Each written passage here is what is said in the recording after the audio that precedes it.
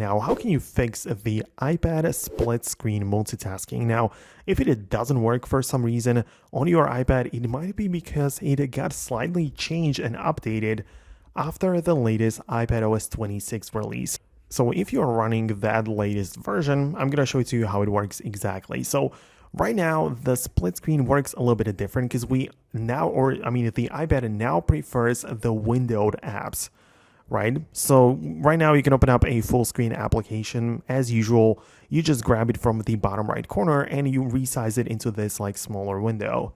You can do the very same thing with another window, like you open up another app, and again, similarly, you enable the multitasking mode like that when you have floating windows.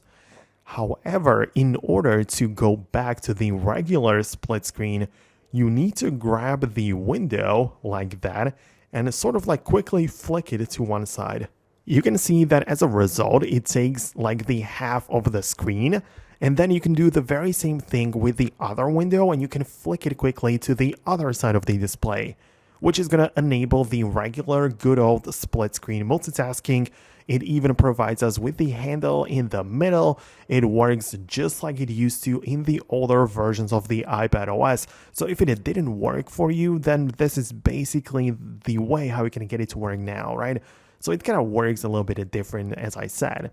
Keep in mind, however, that if none of that works, you need to make sure that it's actually turned on in the settings, so you can locate the settings app, tap on multitasking and gestures, and make sure that you're not on the full screen apps only, but on the windowed apps. Perhaps even the Stage Manager would work, but that's again another way of multitasking. So that would be about it from me. I really hope that I could help you with this. Let me know in the comments below if there are still some things that you are like wondering about, like questions you might have.